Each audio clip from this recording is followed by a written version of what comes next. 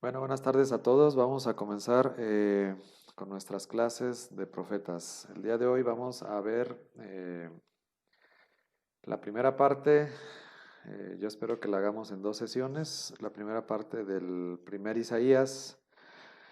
¿Por qué dice el libro del primer Isaías? Bueno, nosotros sabemos que Isaías solamente hay un solo libro, ¿verdad? No hay Isaías 1, Isaías 2 o Isaías 3. Sin embargo, bueno, pues de acuerdo a la crítica textual, nosotros sabemos y conocemos que hay tres secciones del libro de Isaías y así se le conocen. Lo que vamos a ver hoy es la primera parte del proto Isaías o primer Isaías, que es el libro de Isaías del capítulo 1 al capítulo 39. Toda esa sección se le conoce como primer Isaías o proto Isaías.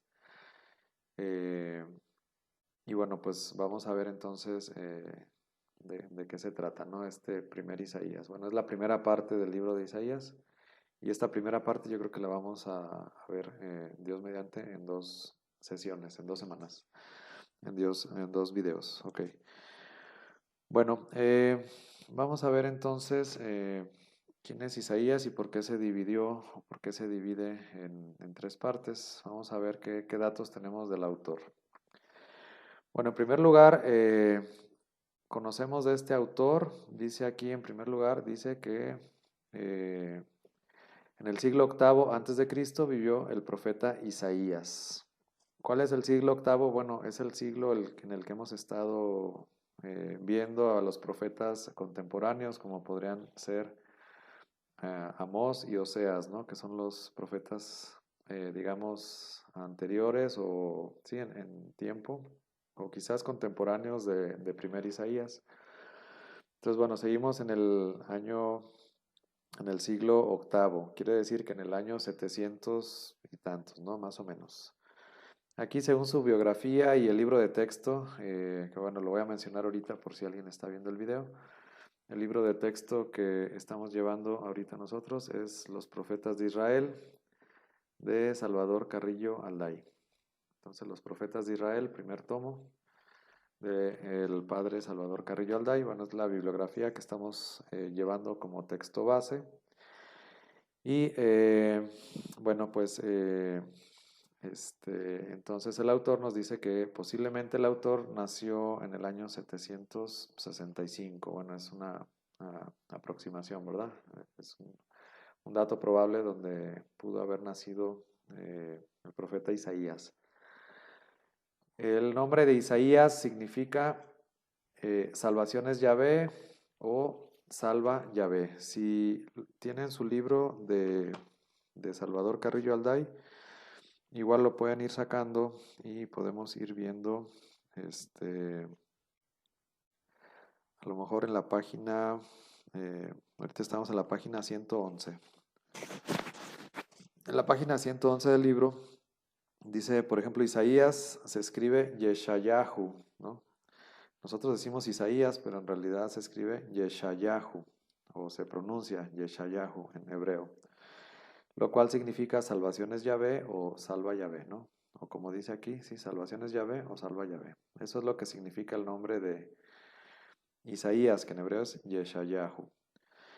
Y bueno, acuérdense que también en los nombres bíblicos normalmente el nombre representa la misión de cada uno de estos personajes bíblicos. Entonces, pues la misión es mostrarnos no solamente a los hombres de la época, sino también a nosotros lo que es la salvación de Yahvé, ¿no? Nos va a mostrar la salvación este profeta. Bueno, ahí aparece que es hijo de Amós, no hay que confundir en la Biblia o este Amós con el profeta, no es hijo del profeta Amós, del que existe un libro. Pero sí parece ser que el papá de este Isaías, de este profeta histórico, se llamaba Amós, ¿no? Es como parte de la presentación, hijo de tal Amós, en la época o los reinados, aquí dice todo el ministerio transcurre durante los reinados de Osías, Jotán, Ahaz y Ezequías, reyes de Judá. Bien, Isaías es del reino del sur, a diferencia de Amós y Oseas, que los dos predican en el reino del norte. Isaías sí va a predicar en el reino del sur. Acuérdense que Amós era del reino del sur, pero predicó en el reino del norte. Isaías es totalmente de Judá, de Jerusalén. Es una persona aristocrática, se entiende que tiene gustos muy refinados, se entiende que tiene buena educación, él mismo escribe, y bueno, pues es alguien que tiene buenas relaciones dentro de la alta sociedad, de la clase dominante en términos políticos, en términos religiosos. Es alguien que se codea con las personas más importantes en Jerusalén, bien educado, bien refinado. Y bueno, es alguien que ama profundamente su tierra, ama profundamente su país. Y bueno, le permite, Dios le habla y le permite, estando dentro del círculo más cercano del poder, pues profetizar y darse cuenta pues de las cosas desde dentro, ¿no? Seguramente tenía conocidos o tenía acceso directo al rey, seguramente tenía acceso directo a los sacerdotes, a la clase religiosa también. A diferencia, ¿no? De, por ejemplo, Amós, que era un agricultor, ¿no? No, Isaías, el profeta histórico, sí es alguien muy educado, muy refinado y dentro de los círculos más elevados, más elitistas dentro del poder en Israel.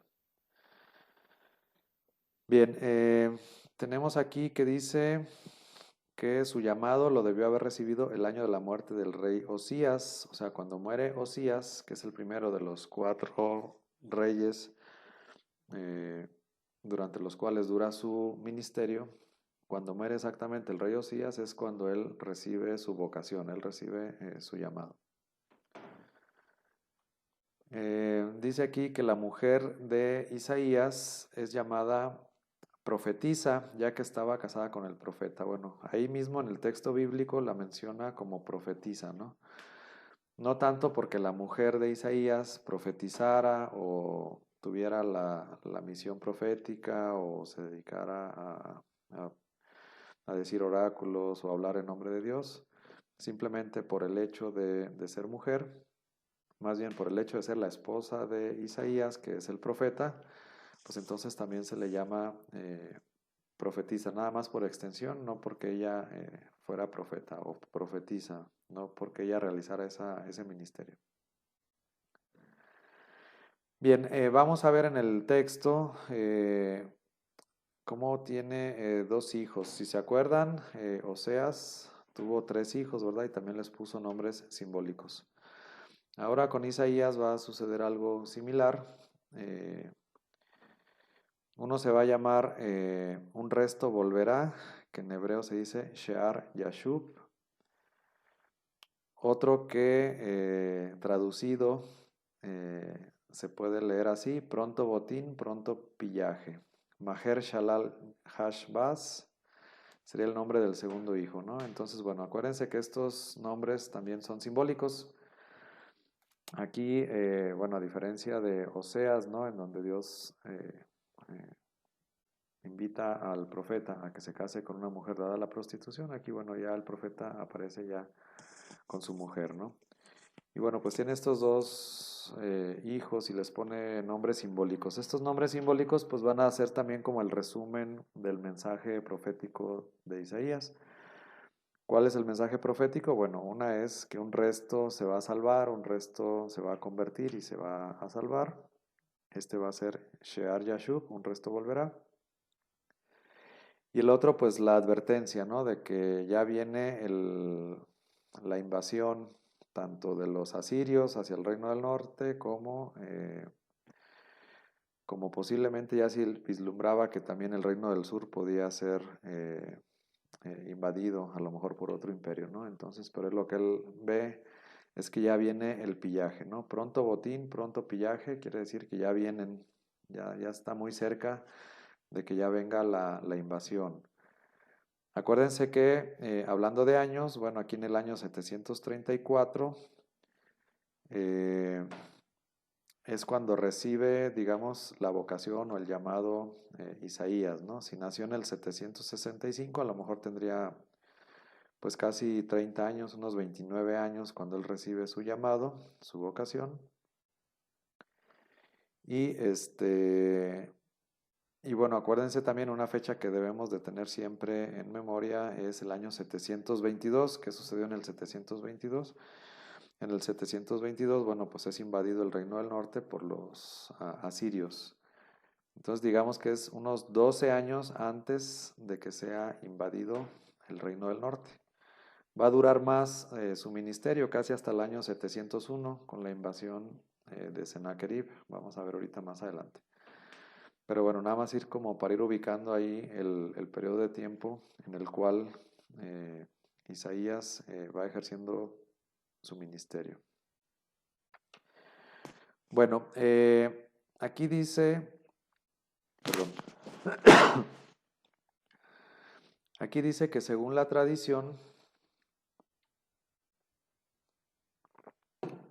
y algunos libros apócrifos, Isaías debió haber muerto aserrado en tiempos del rey Manasés. Bueno, ¿cómo sabemos que fue aserrado? ¿Qué significa que fue aserrado? Aserrado significa que fue muerto con una sierra, ¿no? Fue mártir, fue martirizado. Muchos de estos profetas que hemos estado viendo y los que vamos a ver, la mayoría de ellos van a ser mártires. Sabemos que el ministerio profético pues es muy duro porque da mensajes muy duros en contra de los reyes, de los poderosos, de los sacerdotes, etcétera. Y bueno, pues incomoda, digamos, al establishment o al establecimiento, a los grupos de poder. Y a final de cuentas, bueno, resultaban tan incómodos que normalmente no faltaba quien lo mandara matar, ¿no? Por lo incómodo que resultaba la verdad, lo incómodo que resulta el mensaje, ¿no? Que tienen estos profetas. Entonces, bueno, hay una tradición que dice que fue aserrado, que es decir, que fue muerto con una sierra. ¿De dónde viene esa tradición? Bueno, hay un texto bíblico, aquí dice Hebreos 11:37. Hay un texto bíblico, vamos a buscar en nuestra Biblia, en Hebreos, la carta a los Hebreos, ¿qué dijimos? 11:37. En la carta a los Hebreos 11.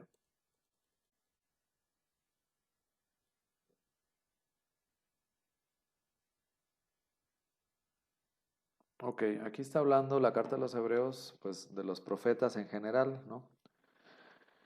Dice, por ejemplo, desde el 33, estos por la fe sometieron reinos, hicieron justicia, alcanzaron las promesas, cerraron la boca a los leones, apagaron la violencia del fuego, escaparon del filo de la espada, curaron de sus enfermedades, fueron valientes en la guerra, rechazando y hasta cadenas y prisiones.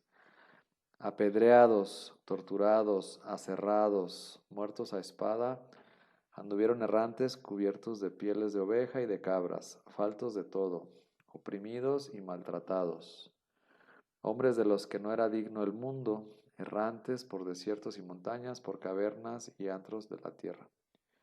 Y todos ellos, aunque alabados por su fe, no consiguieron el objeto de las promesas. Dios tenía ya dispuesto algo mejor para nosotros, de modo que no llegaron ellos, sino nosotros a la perfección. Bueno, ¿de quién está hablando? Bueno, pues aquí habla de Gedeón, Barak, Sansón, Jefté, David, Samuel y los profetas, ¿no? Está hablando en general de los profetas en general. Entonces, bueno, cuando él habla de los martirios que han sufrido estos profetas, dice, otros soportaron burlas, azotes, cadenas y prisiones. Algunos fueron apedreados, otros fueron torturados y otros aserrados, ¿no? Aquí podríamos resaltar aquí la palabra aserrados, ¿no? ¿Por qué? Porque tal parece que sí había una tradición que indicaba que posiblemente algunos profetas, y específicamente Isaías, pudo haber muerto aserrado, ¿no? La Biblia dice que Isaías murió aserrado, no, la Biblia no dice que murió aserrado. La Biblia dice que algunos profetas murieron aserrados. Pero la tradición nos dice que posiblemente en tiempos de Manasés el profeta Isaías pudo haber muerto con la sierra. Entonces no está escrito en la Biblia que Isaías murió con la sierra, pero sí está escrito en la Biblia que algunos profetas murieron con la sierra, ¿no? Aserrados, cortados con una sierra, con un serrucho. Bueno, sería la forma de ser muertos. Bien, ¿por qué digo que el profeta del siglo octavo? Bueno, vamos a ver ahorita un poquito adelante la crítica textual acerca de este libro. Y bueno, pues parte de primero por qué encontramos tres Isaías en un solo libro. Y bueno, ahorita más adelante vamos a ver la crítica textual, en qué años más o menos se empieza como a estudiar más este libro y se empieza a ver pues la posibilidad de que hubiera sido como en tres periodos grandes, importantes, cuando se escribió el libro, abarcando un periodo de casi 400 años. Entonces es imposible que Isaías hubiera vivido 400 años. Lo que sí se sabe y lo que sí se cree es que el profeta histórico, el personaje, la persona que se llamaba Isaías o Yeshayahu y que empezó a profetizar, bueno, esa vivió en el siglo octavo, en esta época en la que vamos a ver. Y los demás, si eran posteriores, posiblemente en una escuela, posiblemente algunos discípulos, una escuela isaiana, etcétera. Algunos de sus discípulos que conocían bien el pensamiento de Isaías y que iban adaptando su pensamiento a las nuevas circunstancias, tanto del destierro como la vuelta del destierro. Entonces esta primera parte del libro se considera que es donde se encuentran los escritos, digamos, de puño y letra del profeta histórico que se llamaba Isaías, y no en general del libro de Isaías, ¿no? Sino que lo que él vivió lo vamos a encontrar aquí en esta primera parte.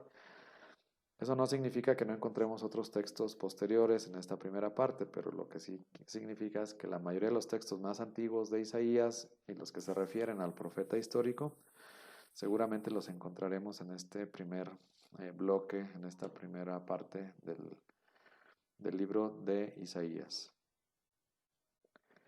Bien, algunas otras características de Isaías. Dijimos entonces que pertenecía a la aristocracia. Él era aristócrata, era fino, bien educado, un lenguaje pulcro, eh,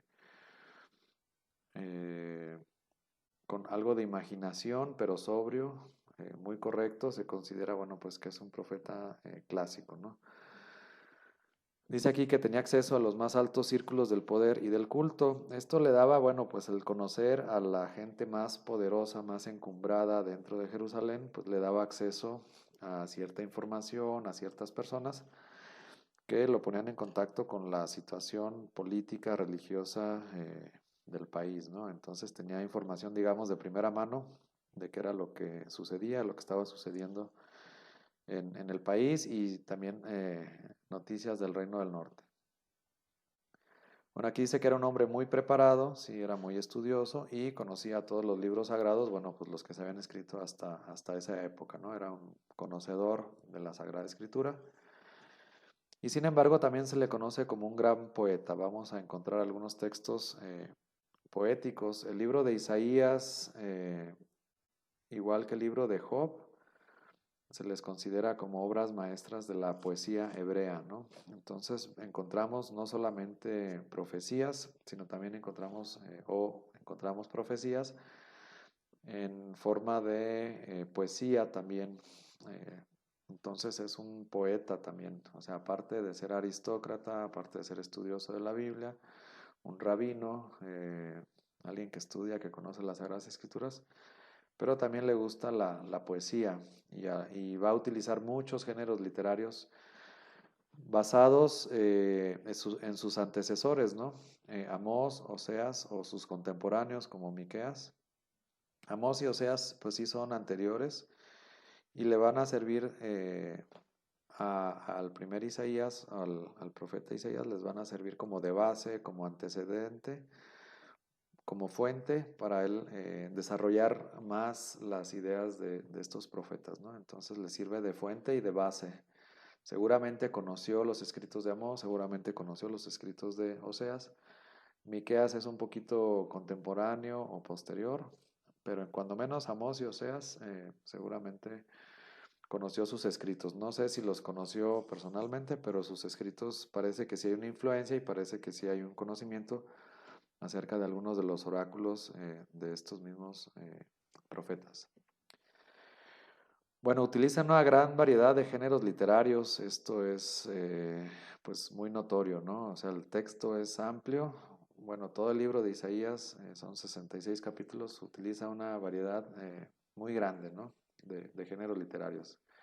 Entonces demuestra pues su capacidad literaria como poeta, pero no únicamente como poeta, sino que utiliza indistintamente muchos géneros literarios. Inspirado por Dios, bueno, pues todos los profetas están inspirados por Dios. Dice que imprime su estilo propio utilizando la imaginación, pero con sobriedad y desarrolla temas profundos. A partir, digamos, de Isaías es donde empezamos a ver ya estas profecías que tienen un poco más de plasticidad, de imaginación, podríamos decir, pero a lo mejor están describiendo sus visiones o sus sueños.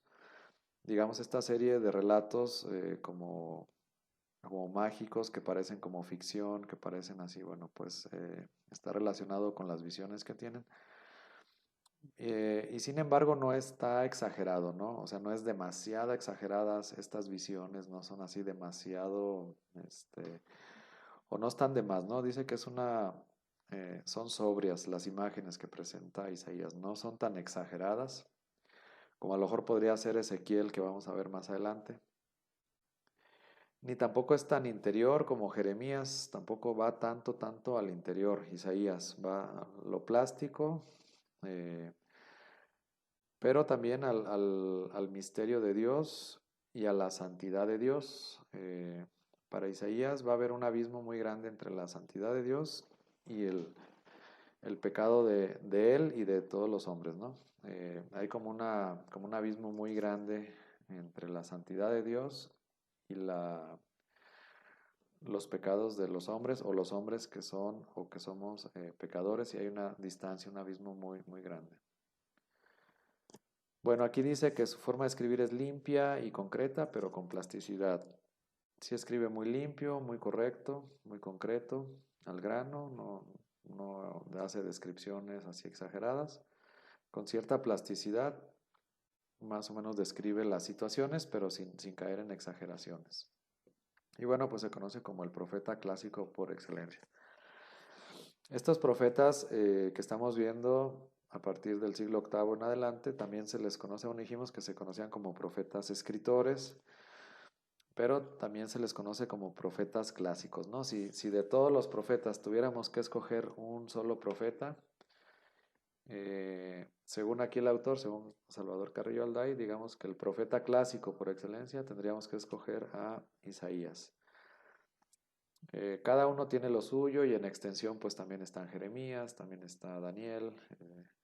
Sin embargo, el profeta clásico, si tuviéramos que eliminar todos los libros de los profetas y quedarnos con uno, muy probablemente nos quedábamos con Isaías, ¿no? Por todas estas características, por su extensión, por su mensaje, eh, por sus géneros literarios, porque aborda temas profundos y con sobriedad, ¿no? No muy exagerado, sino con mucha sobriedad, con mucha limpieza y con géneros literarios variados y muy limpios, ¿no? Es la manera como escribe. Bueno, son algunas de las características de Isaías. Bien, si van teniendo alguna pregunta, me pueden ir preguntando, nada más van prendiendo su micrófono. Eh, ¿Cuál es el contexto histórico? ¿Cuál es el contexto histórico en el cual se desarrolla Isaías? Bueno, dijimos entonces que abarcaba como desde el año 734, que era cuando él recibe su vocación, y digamos hasta el año 701, o poquito después de la campaña acá de Sennacherib. Entonces, bueno, ¿cuál es el contexto histórico o el marco histórico cuando él desarrolla o desempeña su ministerio profético? En primer lugar tenemos la guerra siro-efraimita de Siria a Israel contra Judá en el año 734 al año 732. Esto ya vimos un poquito en el profeta Oseas, porque también le tocó vivir esta etapa, que bueno, era cuando se unieron, si recordamos un poquito, cuando se unieron el reino de Siria con el reino del norte y querían invadir al reino del sur para poner a una persona a modo para que hicieran una alianza entre los tres países, digamos Siria, Israel y Judá, que hicieran una alianza contra Asiria. Sin embargo, lo que hace el rey de Judá en esta guerra es aliarse con los asirios, o sea, contra los que se querían pelear, más bien él se alía con ellos, pues para defenderse de estos dos reyes que los querían atacar, ¿no? ¿Quiénes son los reyes que los querían atacar?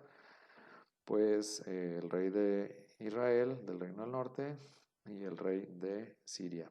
Entonces, más bien les da la vuelta y en lugar de aliarse con ellos, se enfrenta a ellos y se enfrasca esta serie de batallas o guerras fratricida, ¿verdad? Porque el reino del sur o Judá invade el reino del norte, el reino del norte invade el reino del sur, ahí se da una serie de batallas, por eso se le conoce como una guerra fratricida. Esa sería la guerra siro-efraimita, de Siria e Israel contra Judá. Y en el año 701 se da una campaña de Sennacherib contra Jerusalén. Bueno, acuérdense que aquí intermedio entre estos dos tenemos el año 722, en donde ya los asirios definitivamente, bueno, desde el año aquí 732, desde este año, ya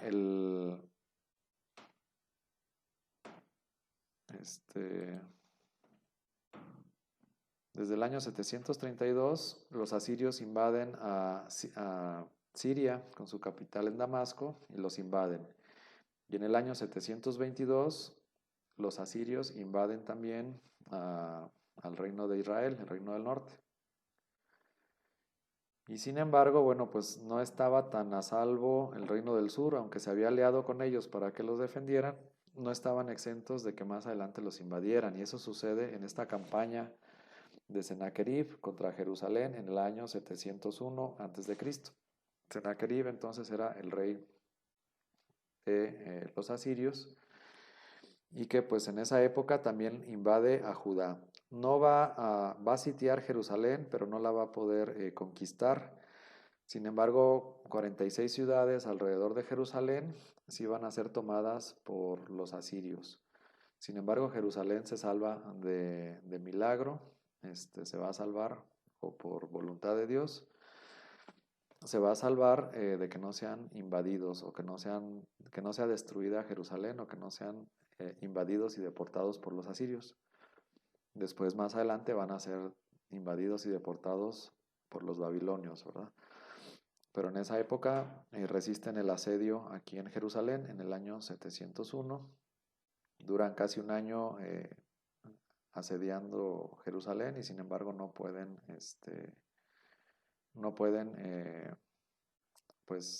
entrar a la ciudad y destruirla. Entonces, después se va debilitando los asirios y van tomando fuerza los babilonios, que va a ser el imperio que va después a dominar. Entonces digamos que entre la guerra siro-efraimita y la campaña de Sennacherib, digamos que es entre esos dos acontecimientos históricos es donde se presenta el marco histórico en donde Isaías pues desempeña su ministerio profético. Muy bien, ¿dudas, preguntas aquí en esta parte?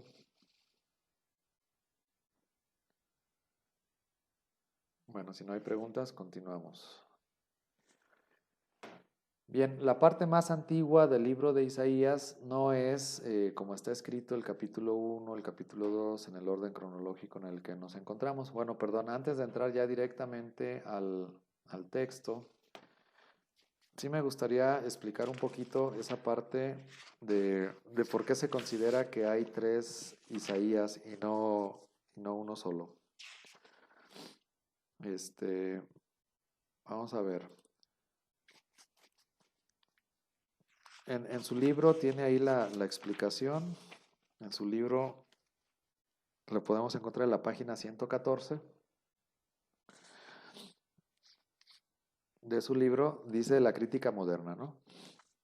Entonces, bueno, ¿qué es lo que dice la crítica moderna? Bueno, aquí el libro, el autor dice que en el siglo VIII, Doderlein, en el año 1775, comienzan a distinguir dentro de los 66 capítulos del libro de Isaías, empiezan a distinguir diversos bloques, como bloques grandes, homogéneos, los empiezan a distinguir desde el año 1775.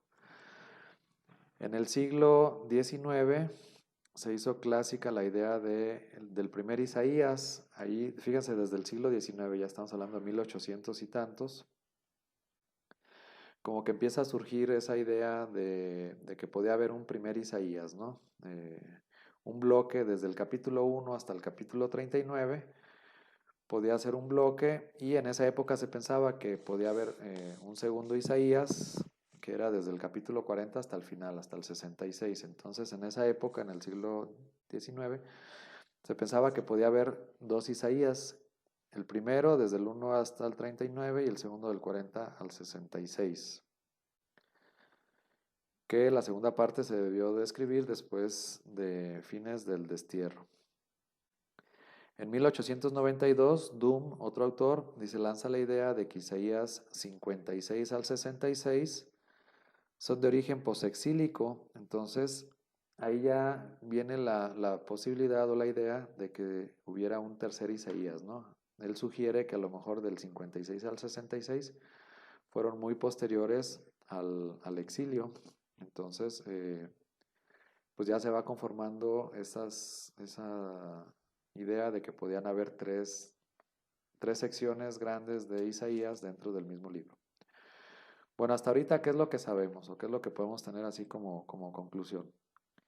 Dice aquí el punto número 1. Dentro del conjunto del 1 al 39, dentro del capítulo 1 al capítulo 39, se encuentran los oráculos originales del profeta del siglo XVIII. Bueno, no originales, sino que los oráculos del profeta histórico que vivió en el siglo VIII seguramente se van a encontrar en este bloque. Desde el capítulo 1 hasta el capítulo 39 vamos a encontrar en este bloque, en este conjunto de capítulos, los oráculos, pues sí, digamos los originales, los originales del profeta del siglo VIII. Sin embargo, dentro de este mismo bloque también tenemos pequeñas unidades literarias, pequeños textos que pueden corresponder a diferentes épocas, posiblemente exílicas o posiblemente postexílicas. No es un bloque homogéneo que digamos todo completito lo escribió así el profeta de una sentada, de un jalón, no. Pero sí podemos decir que dentro de los 39 primeros capítulos de Isaías, dentro de esos 39 capítulos vamos a encontrar los textos del profeta histórico, los textos más antiguos, los textos más de esa época, ¿no? De la época de la que estamos hablando ahorita, del siglo VIII. Entonces, los textos más antiguos sí van a estar en este bloque. Bien, hay algo que se conoce como el libro de la consolación, que es del capítulo 40 al capítulo 55. Está muy definido, también es un bloque que parece ser este bloque, digamos que sí es más homogéneo, es más pequeño, son 15 capítulos nada más, y parece ser de un solo autor, no necesariamente el mismo autor del primer Isaías. ¿Por qué no necesariamente? Pues uno, porque estamos hablando ya otra época en la que sucedió y en la que se escribió, ¿no? Si estamos hablando del destierro, ahí dice el autor que posiblemente estamos hablando de los años 550 y 540, ¿no? Ya durante el destierro. Entonces, si estamos hablando del siglo VIII, de que el profeta histórico de Isaías ejerció su ministerio profético entre el año 734 y el año 701 o 700, por ahí más o menos. Y luego ya el segundo Isaías, estamos hablando del año 550 al 540, ¿no? Entonces, mínimo, estamos hablando de 150 años de diferencia, mínimo, entre el primer Isaías y el segundo Isaías. Entonces, técnicamente es imposible que el mismo autor, que la misma persona viviera eh, estas dos etapas diferentes, ¿no? Que viviera el siglo octavo y que también viviera acá en el siglo sexto durante el destierro. Hay mucha diferencia de años, más de 150 años de diferencia. Entonces es prácticamente imposible que el mismo autor de los oráculos del siglo octavo sea el mismo autor que escribió este conjunto del segundo Isaías que se conoce como el libro de la consolación. Isaías capítulo 40 al capítulo 55 se conoce como el libro de la consolación. Y por último tenemos el bloque del capítulo 56 al final, que es al 66, son 10 capítulos. Y aquí tenemos como que una variedad más grande, ¿no? Tenemos piezas de diversas épocas y de diferentes autores, como que digamos que este segmento es el más heterogéneo. Y ahí podemos encontrar textos también del siglo octavo, pero también del destierro y también del exilio y posexilio, ¿no? Del retorno. Entonces, digamos, aparentemente sí, parece ser que la mayoría predomina en los textos posexílicos, pero también podemos encontrar textos exílicos o incluso hasta algunos textos más antiguos del siglo octavo, ¿no? Entonces, bueno, pues por eso se divide primer Isaías, segundo Isaías, tercer Isaías y encajan, y así los vamos a ver en este curso. El primer Isaías, digamos que encaja de, dentro de los libros preexílicos, el segundo Isaías encaja dentro de los libros exílicos y el tercer Isaías encaja dentro del libro o del bloque de los profetas posexílicos. Entonces, aunque no son tres libros diferentes, por cuestiones didácticas, incluso aquí el padre Salvador Carrillo Alday hace tres libros. Cuando yo estudié este diplomado, bueno, pues teníamos tres clases, profetas preexílicos, exílicos y posexílicos, y así los estamos viendo nosotros. Entonces, como estamos ahorita viendo los profetas preexílicos, ahorita estamos viendo entonces la primera parte de, de Isaías, ¿no? Entonces, bueno, esa sería la crítica textual. Debemos entender cómo, bueno, ya tiene algún tiempo, digamos desde el siglo XIX, ya traían estas ideas, pues van evolucionando y bueno, ahorita ya está generalmente aceptado. Si ustedes escuchan primer Isaías o proto Isaías, que proto también significa primero, entonces ya saben a qué se refiere. Se refiere a Isaías capítulo 1 al capítulo 39. Si ustedes oyen el segundo Isaías o Deutero Isaías, Deutero que significa segundo, entonces ya saben que se refiere al libro de Isaías, capítulo 40 al capítulo 55. Y si ustedes escuchan hablar acerca del tercer Isaías, o a veces le dicen también trito Isaías, trito como, ¿sí? Como de tercero, ¿verdad? Se refiere al tercer Isaías. Entonces estamos hablando del mismo libro de Isaías, pero del capítulo 56 al versículo 66. Bueno, entonces son tres grandes bloques en los que se divide, que de acuerdo a la crítica textual, sí, aquí ya hay mucho acuerdo, muchos estudios y bueno, ya está como muy generalmente aceptada esta teoría. Digo, a menos de que alguien diga algo diferente, pero en general se acepta primer Isaías, segundo Isaías y tercer Isaías, ¿no? Sobre todo por los periodos tan grandes que abarcan y también un poco los géneros literarios y la unidad literaria, ¿no? El bloque de en medio, el libro de la consolación, es muy homogéneo y parece sí ser como obra de un solo autor. Entonces ese libro pues divide el antes y el después, ¿no? Entonces, bueno, según los estudios, y está como dentro de las personas que se dedican a estudiar la Biblia, pues está como ya muy, muy aceptada esta idea de los tres Isaías. ¿Sí? Bueno, dudas, preguntas acerca de estos tres Isaías, comentarios. No, ninguna. Yo Yo tengo una. Yo pregunta. también. Yo hablé primero. Primero las damas. Bueno, yo. ¿Quién pudo haber escrito el segundo Isaías y tercer Isaías? Sí, si ven ahí en el libro de texto, habla de una posible escuela isaiana o algunos discípulos. Más que una escuela formal, así de decir, ah, bueno, esta era la escuela, o que se hayan encontrado ruinas o arqueología o algo así que dijeran, ah, bueno, esta era la escuela de Isaías. Se cree o se considera, bueno, pues que había unos, digamos, como discípulos, personas estudiosas que conocían bien al profeta, conocían su pensamiento, como una escuela isayana pero informal, no muy formal, pero sí un grupo de estudiosos, digamos así, de escolares estudiosos que conocían bien los textos de Isaías, posiblemente algunos lo conocieron, pero más que nada conocían su pensamiento. Entonces, este grupo de, digamos, discípulos o, pues sí, de estudiosos de la Biblia, pues eran los que posiblemente ya en siglos posteriores o en épocas posteriores trataban de continuar el legado de Isaías, adaptándolo a las nuevas circunstancias. Entonces, conociendo muy bien su pensamiento, Ajá. trataban de seguir con la misma línea del pensamiento o posiblemente, bueno, ahora sabemos que todos también están inspirados por Dios, ¿no? Inspirados por Dios, Ujú. continúan más o menos con la misma línea de pensamiento, pero adaptándola a las nuevas circunstancias. ¿Cuáles son las nuevas circunstancias del segundo libro de Isaías? Pues el exilio. Es muy diferente, ¿no? Por eso, cuando estudiamos los profetas es muy importante saber el contexto histórico. No es lo mismo si es preexílico, exílico o posexílico.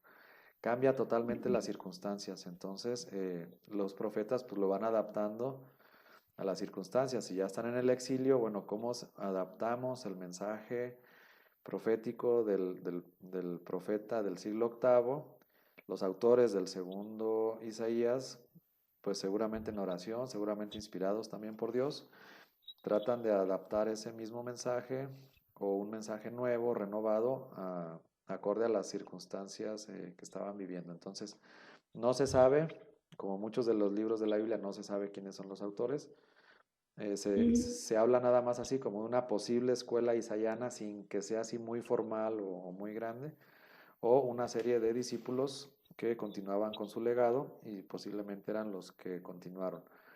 Pero como era el mismo legado, como era el mismo pensamiento, pues los incluían dentro del mismo libro y no generaban un libro diferente o que dijeran, bueno, este ya no se va a llamar Isaías o este se va a llamar de otro modo, no, porque continuaban como que con la misma línea de pensamiento adaptada a las nuevas circunstancias. Ok, gracias. Muy bien. ¿Quién más? Yo, había mencionado sobre un contexto social. ¿Me puede repetir o sea, el contexto en el cual está escrito este libro, por favor? Sí, bueno, el contexto histórico vimos, estamos en la división del reino y estamos, o sea, durante la existencia del reino del norte, que es Israel, y la existencia del reino del sur. Digamos, ese es el contexto político. Eh, Le va a tocar al primer Isaías cuando invadan el reino del norte, antes de que lo invadan, cuando hay estas guerras sirio-efraimitas, durante la invasión del reino del norte y hasta después, en el año 701, con la invasión de Sennacherib, no a Jerusalén, pero a los alrededores. ¿Cuál sería el contexto social? Bueno, si es contemporáneo de Amós y de Oseas, el contexto social va a ser similar. Sin embargo, debemos de recordar que Isaías está en el reino del sur, no está predicando en el reino del norte. El reino del norte, en esta paz que habían tenido y porque tienen más recursos, más lluvia, más opciones de pastoreo, de ganadería, el reino del norte se había desarrollado más económicamente que el reino del sur. Entonces, digamos, podría ser un contexto muy similar a lo que denunciaba el profeta Amós, el profeta Oseas. Sin embargo, a lo mejor en el reino del sur, digamos que era un país más pobre, entonces posiblemente la economía no era tan bollante y posiblemente las desigualdades no eran tan marcadas como las del reino del norte, ¿no? Digamos, el contexto sería similar, pero las cuestiones sociales, a lo mejor la diferencia entre los más ricos y los más pobres no era tan grande como en el Reino del Norte, porque en el Reino del Norte se habían desarrollado económicamente bastante, ¿no? Entonces, sin embargo, eso no los justifica ni eso quita. Vamos a ver muchas profecías en contra también de cuestiones sociales, de fraudes, eh, de los pobres. La parte social también estaba, ¿no? O sea, no es que no habría esa parte, ¿no? Y el problema, pues era el que se habían olvidado de las viudas, de los huérfanos, que eran los más vulnerables, tanto en el Reino del Norte como en el Reino del Sur. El problema fue que se olvidaron de los mandamientos. Entonces, esa cuestión social, digamos, hay un declive, una degradación moral en donde se van olvidando de sus principios, se van olvidando de sus mandamientos, y eso sucede también en el Reino del Sur. A lo mejor es menos notorio porque no hay tanta abundancia económica como en el Reino del Norte.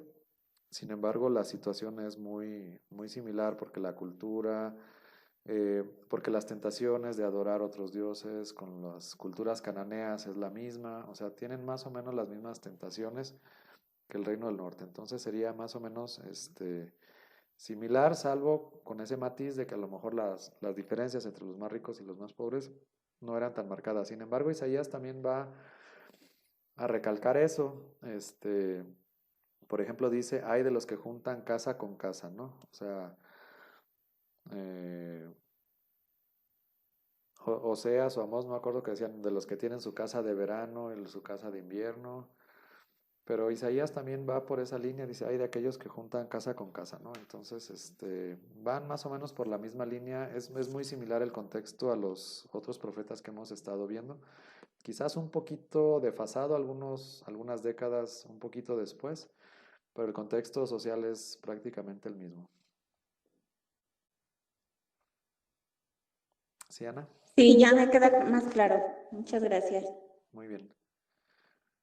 ¿Quién más tiene alguna duda, pregunta o comentario?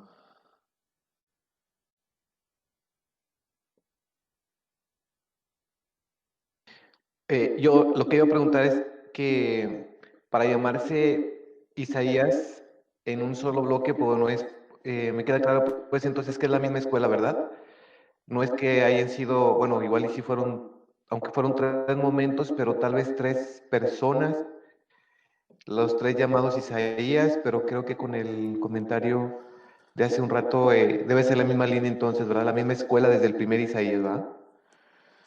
Bueno, en el primer Isaías encontramos al profeta histórico, ¿sí? Digamos, ahí está el profeta histórico. Aunque no puede haber algunos insertos, algún trabajo de compilación. Realmente, como la mayoría de los textos bíblicos, pues tenemos también un trabajo de compilación. Entonces, digamos, los oráculos originales o más antiguos del profeta están ahí incluidos, pero también podemos encontrar algunos textos posiblemente posteriores. No sabemos exactamente quién, porque no se estilaba en esa época poner su nombre de este libro, este texto lo escribió tal persona, ¿no?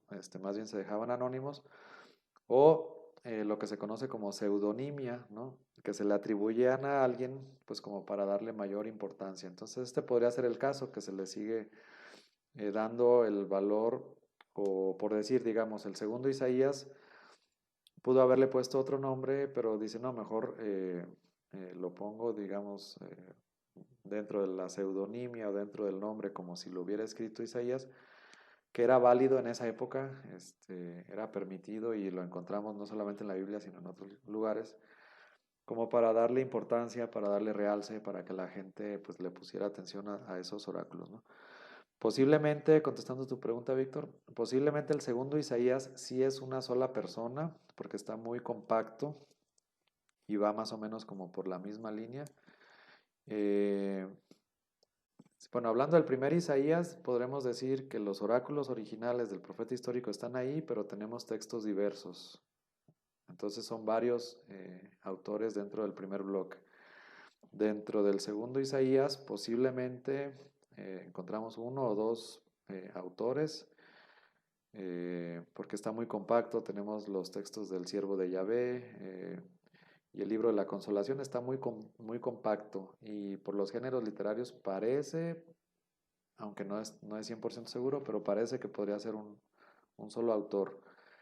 Y el tercer Isaías, ese sí ya es muy diverso, ¿no? Ese sí ya, ahí podemos encontrar varios autores. Entonces, no necesariamente tampoco podemos decir que son tres personajes, no, porque incluso de la primera parte tenemos varios autores. En la segunda sí podría ser un solo autor, pero la tercera parte, el tercer Isaías, ahí ya pueden ser varios, ¿no? Porque son textos diversos y bueno, pues eso es lo que, digamos que la crítica textual, pues es lo que va sacando, ¿no? Cómo escriben, con qué género literario, de qué época se está hablando, etcétera. Entonces, pues va haciendo como bloques y en donde, bueno, pues van diciendo bloque por bloque si pudo haber sido un autor o diferentes autores o textos añadidos o hay un trabajo de compilación en donde agarra diferentes textos y lo unen, etcétera, ¿no?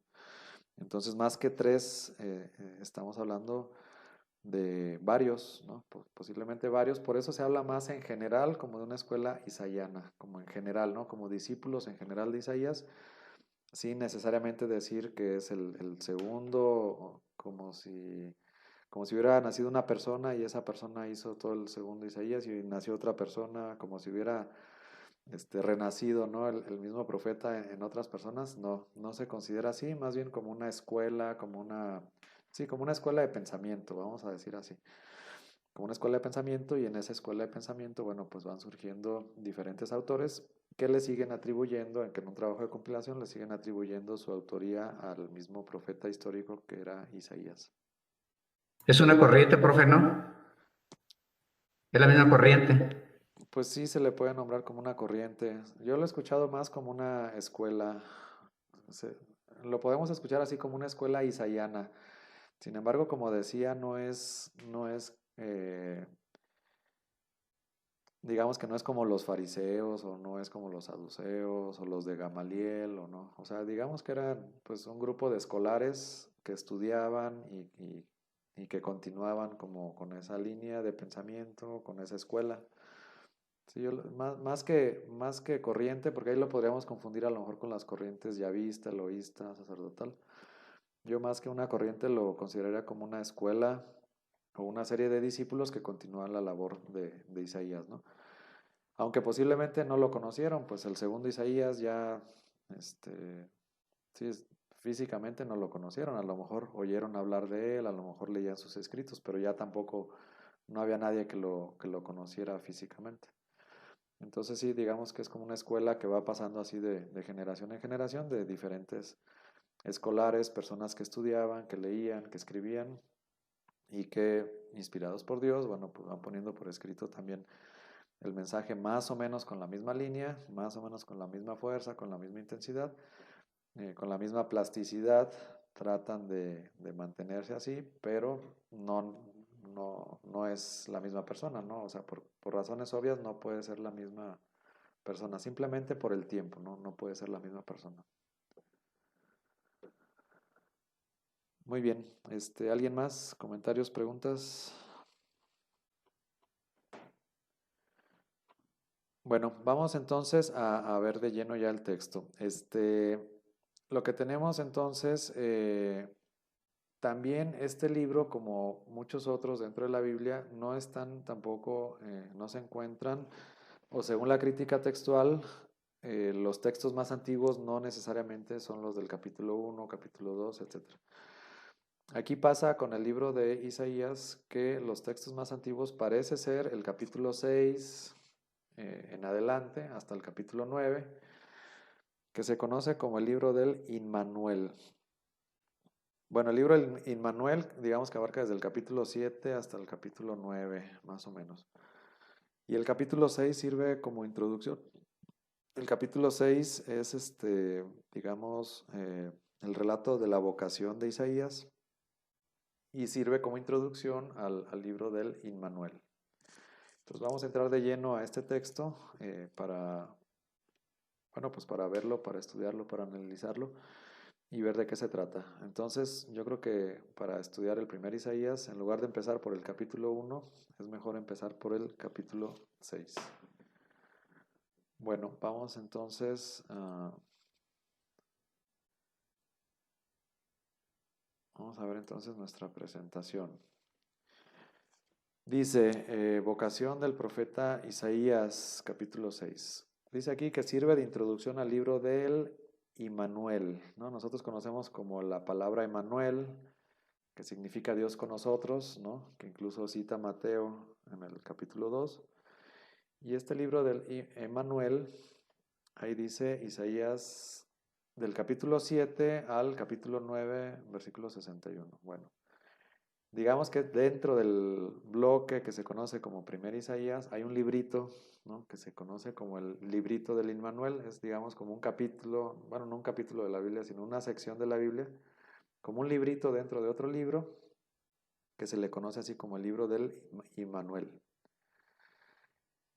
Bueno, ¿qué significa Immanuel? Sabemos, bueno, Dios con nosotros, pero habla de la inmanencia de Dios, la presencia de Dios en medio de su pueblo.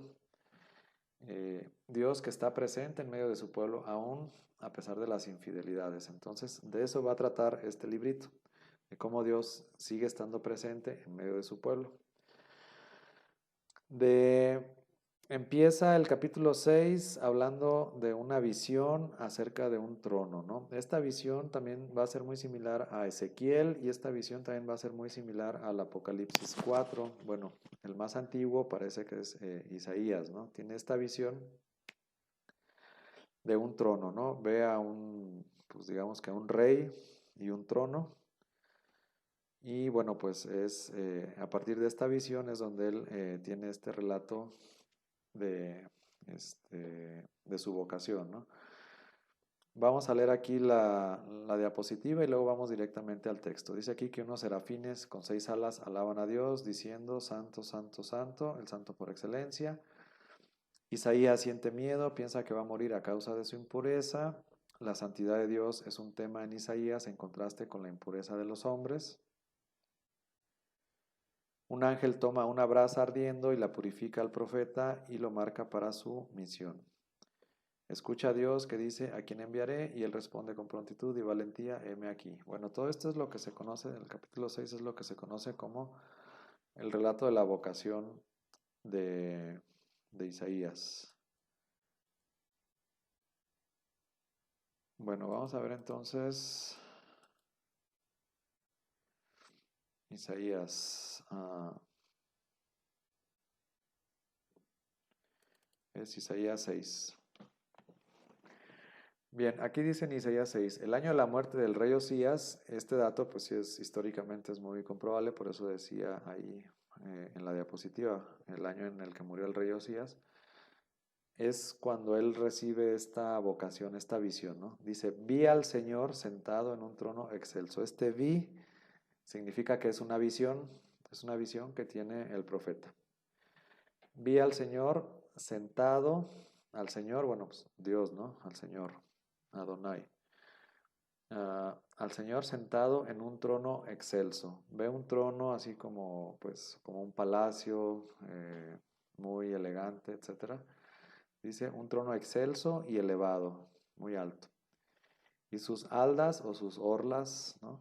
Llenaban el templo. Es decir, era como muy grande y algún detalle muy pequeño de él llenaba todo el templo, llenaba todo el palacio. También se puede decir esta palabra templo, Jekal, también se puede traducir como palacio. Templo o palacio, en hebreo es la misma palabra, Jekal. Entonces, bueno, está el rey en su templo o está el rey en su palacio, un rey. Y bueno, pues es muy, muy grande, muy elegante, muy suntuoso, ¿no? Parece ser en esta visión que él tiene de este rey. Luego encontramos, dice, unos serafines se mantenían erguidos por encima de él. Cada uno tenía 6 alas. Con un par se cubrían la faz, con otro par se cubrían los pies y con el otro par aleteaban. Bueno, estos serafines, serafín significa un ser ardiente, ¿no? Algo quemante. Posiblemente viene de las serpientes humeantes o que quemaban en el desierto. Parece que en el templo tenían esta imagen de estas serpientes, ¿no?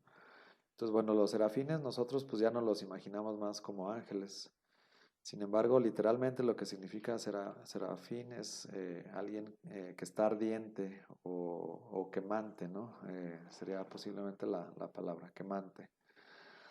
Entonces aquí dice que estos seres quemantes, a lo mejor que arden en adoración a Dios o algo así podríamos entenderlo, ¿no? Estos seres se mantienen erguidos por encima de Él, o sea, están arriba. Si el Señor estaba arriba, pues los serafines estaban más arriba, ¿no? Posiblemente volando, porque dice que estaban aquí aleteando, aleteaban. Entonces, bueno, cada uno tenía 6 alas, con un par, digamos, con las de arriba, posiblemente se tapaban la faz. ¿Por qué se cubrían la faz? Bueno, existía la creencia de que quien veía a Dios se moría, ¿no? Entonces posiblemente se cubrían aquí la faz para no ver a Dios, porque si veían a Dios se morían. Digamos que Dios es tan grande, pues sí, digamos, tan alejado a Dios, a nosotros, y más que a los ángeles, a los hombres, ¿no? Vimos que un tema de Isaías va a ser la diferencia que hay entre la santidad de Dios y la mundanidad de los hombres, ¿no? Entonces hay una distancia abismal. Pero en cuanto a los ángeles, pues no pueden ver directamente a Dios. Solamente hay unos, ¿no? Según otros textos bíblicos, solamente hay algunos de los que pueden estar directamente en la presencia de Dios. Entonces, si los mismos ángeles se cubren los ojos para no ver directamente a Dios, por la distancia que hay tan grande, ¿no? Entre Dios y sus criaturas, que en este caso son los ángeles, o en este caso son los seres humanos, ¿no? Bueno, entonces se tapan los ojos, se cubren los pies y con el otro par aletean, ¿no? Con eso se mantienen aleteando. Y se gritaban el uno al otro, santo, santo, santo. Es decir, están alabando a Dios, están alabando a Yahvé. 3 veces en hebreo significa, es un superlativo, el santísimo, el más santo de todos, ese es Yahvé. Yahvé Sebaot, el Señor de los ejércitos, Dios de los ejércitos. Entonces, esos ángeles, estos serafines, están alabando a Dios y están diciendo, llena está toda la tierra de su gloria. Entonces, la gloria de Dios, la gloria de Yahvé, llena a toda su creación. Toda la tierra está llena de la gloria de Dios, alabándolo, ¿no? Están los serafines aquí alabándolo. Bueno, dice, se conmovieron los quicios y los dinteles a la voz de los que clamaban, y la casa se llenó de humo. Bueno, estas digamos que son señales que acompañan, o digamos que son signos de la presencia de Yahvé o de Dios, ¿no? Es como una manifestación, como una teofanía. A lo largo de la Biblia encontramos muchos pasajes en donde Dios se manifiesta, en donde Dios se da a conocer, y bueno, pues vemos este tipo de elementos que no son Dios, pero que anuncian que Dios está presente, ¿no? Como puede ser, puede ser que dice, pues se conmovieron los quicios y los dinteles. Podríamos hablar de un temblor, ¿no? Como sucedió también en Pentecostés, como sucedía en el monte Sinaí, a la voz de los que clamaban, el clamoreo y el humo, ¿no? Entonces, el humo que también está presente en la tienda del encuentro, la columna de humo, ¿no? Que guiaba a los israelitas, las lenguas de fuego que están presentes en Pentecostés. Entonces, hay una serie de elementos que a veces sirven como señales de la presencia de Yahvé, ¿no? De la presencia de Dios. Tanto en Pentecostés como en algunas manifestaciones de Dios a lo largo de la Biblia, tenemos este tipo de elementos. No es que ese elemento es Dios, sino que ese elemento anuncia la presencia de Dios. Y dije, bueno, ¿quién dijo? Pues Isaías, ¿verdad? Él nos está contando su visión.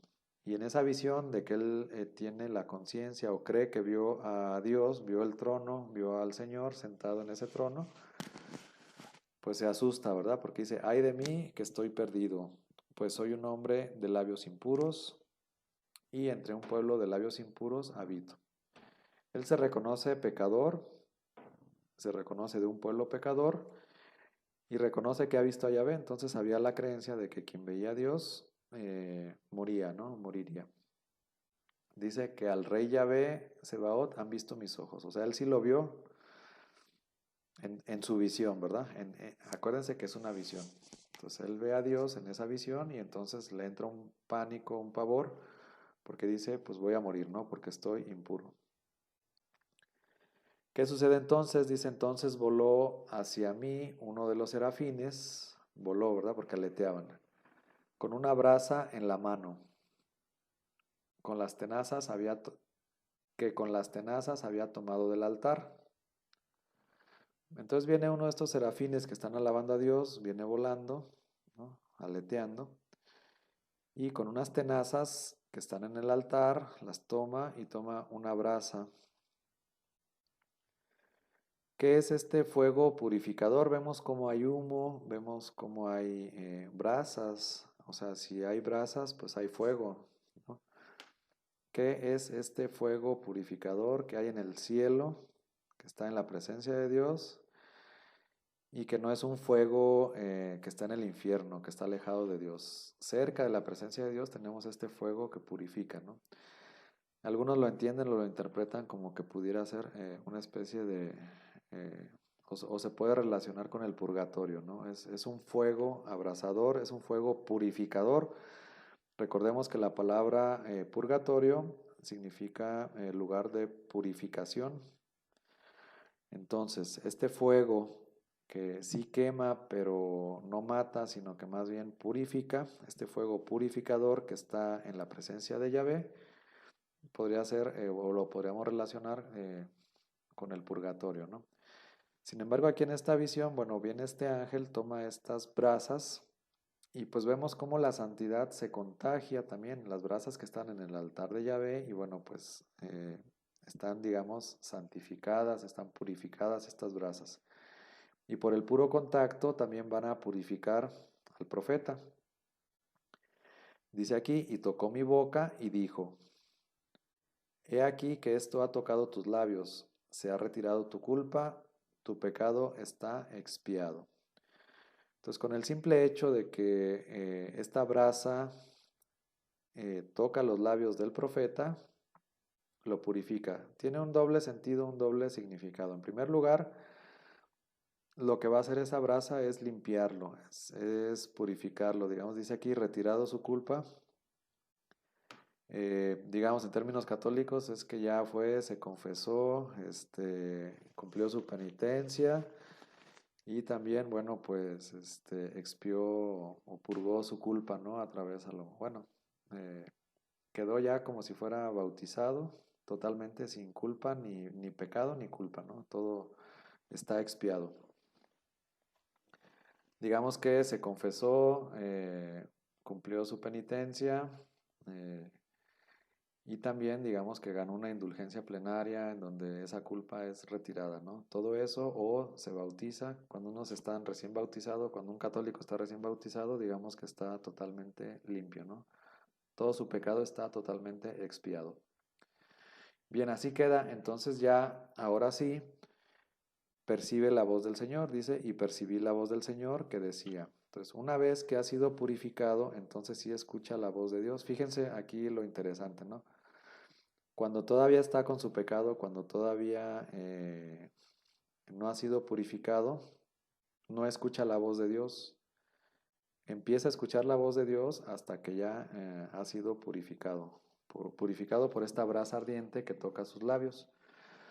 Ahora, ¿por qué toca los labios? Pudo haber tocado su cabeza, pudo haber tocado, no sé, su nariz, pudo haber tocado su mano.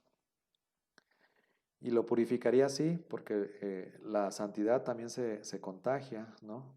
Por el simple contacto, ¿no? Entonces pudo haberlo purificado, pero ¿por qué toca los labios?